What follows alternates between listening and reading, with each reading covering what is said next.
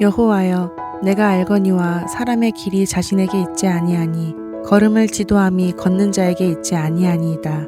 지금 가고 있는 삶의 방향이 어딜 향하고 있는지 몰라 당황스러울 때가 있습니다. 전공으로 공부하고 있는 것은 중국어인데 이상하게 기타에 빠져 있다든지, 분명 일을 열심히 하고 있는데 내 일이 아닌 것만 같은 느낌이 들거나, 당장 돈을 벌어도 부족할 판인데 더 공부하고 싶은 바람이 간절해서 마음이 고단한 경우 말입니다.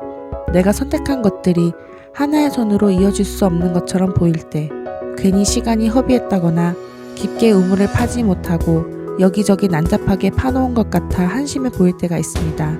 하지만 시간이 지나 걸어온 길을 바라보면 그 모든 것이 하나님의 인도하셨음이란 것을 알 수 있습니다. 과정 속에 있을 때는 보이지 않던 그 하나의 선이 보이기 시작합니다. 네, 믿지 않는 분들에게는 말도 안 되는 억지로 들릴 수 있습니다. 저도 모태신앙이 아니고 꽤나 교회를 정죄했던 사람 중에 하나였기에 알고 있습니다. 별것도 아닌 일에도 하나님, 예수님을 붙여 감사를 얘기하는 그리스도인들이 넌덜머리 나기도 합니다. 멀쩡해 보였던 사람도 입에서 주여 주여 하는 순간 사이비 종교로 보이기도 합니다. 뭐에 홀려 저러는지 머릿속이 궁금하지도 않은 싫은 감정이 올라옵니다. 어렸을 때 TV 유치원 프로그램에서 전래동화의 한 이야기로 굵고 커다란 나무와 갈대의 이야기가 나옵니다. 바람이 거세게 불수록 잘 버틸 수 있을 것 같았던 나무는 부러져 버리고 금방이라도 뿌리째 날아갈 것만 같았던 갈대는 살아남습니다. 말씀 묵상 중에 이 이야기가 떠오르면서 하나님이 작정한 사람들은 나무나 갈대의 경험을 하게 된다는 것을 알았습니다. 바람은 하나님의 부르심이고 그에 대해 반응하는 모습이 나무와 갈대라는 것입니다. 갈대처럼 부르심에 따라 순종하며 움직일 수도 있고, 굵은 나무처럼 어떻게든 버티다가 하나님의 원하시는 방향으로 부러져 향하게 되는 조금은 힘겹고 아픈 순종 아닌 복종을 해야만 하는 경험을 합니다. 나의 생각이 너무 크게 자리하고 있기 때문에 그 생각을 내려놓지 않는 한 버티기에 들어가는 것입니다. 아마도 나무는 이대로 가다가는 부러질 수도 있다는 것을 어느 순간에 느꼈을 것입니다. 그럼에도 버티려고 했던 것입니다. 내 생각이 너무 크게 자리했으니까요. 출산 중의 산모들은 알고 있습니다. 일정 시간이 지나면 이 손 떨리고 이 갈리는 고통도 끝이 난다는 것을 말입니다. 그리고 무엇과도 바꿀 수 없는 나의 자녀를 품에 안을 수 있다는 것도 알고 있습니다. 그럼에도 출산 과정 중에는 도저히 웃으려야 웃을 수가 없고 즐기려야 즐길 수가 없습니다. 온전히 홀로 겪어내야만 하는 고통은 외롭고 괴롭기만 합니다. 그래서 우리는 길을 걷고 있으면서도 이따금씩 혼란스럽고 방황합니다.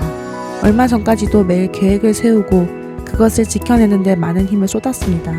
심지어 다이어리 중에는 하루를 분 단위로 나누어 계획할 수 있는 것도 있습니다. 그리고 그것을 지켜내며 살았다고 하는 사람들을 보면 대단한 사람으로 보였습니다. 부럽기도 했습니다. 하지만 힘겨운 시기, 고비를 몇 차례 지나고 나서 알게 됐습니다. 절대로 내가 세운 계획대로 삶이 돌아가지 않고 자녀가 있는 부모의 하루는 더더욱 계획대로 되기 어렵다는 것 말입니다. 철저히 계획을 세우며 살아가다 보면 그 계획에 차질이 생기게 되는 상황, 환경, 사람에게 원망하는 마음이 들기 마련입니다. 심지어 사랑하는 자녀까지도 말입니다. 그래서 1년에 크고 굵직한 바람 몇 개만 다이어리 첫머리에 적어놓을 뿐 더 이상의 계획을 세우지 않게 되었습니다. 당장 내일이란 것도 하나님께서 허락해 주셔야 생기는 시간이기 때문입니다.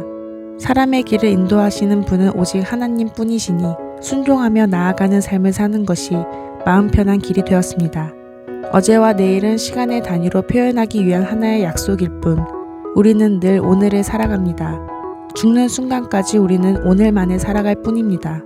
아침에 떠오르는 태양과 맑은 하늘을 볼 수 있고 계절의 변화를 느끼고 음식의 맛을 느끼며 사랑하는 사람과 이야기를 주고받을 수 있는 오늘이 얼마나 감사한 것인지 한 번쯤 생각해 보았으면 좋겠습니다. 그 감사함이 당신의 하루를 얼마나 긍정적으로 변화시킬지 기대해 봄도 좋습니다. 때로 감사는 미움과 분노를 사라지게 하는 하나님의 임재이기도 하니까요.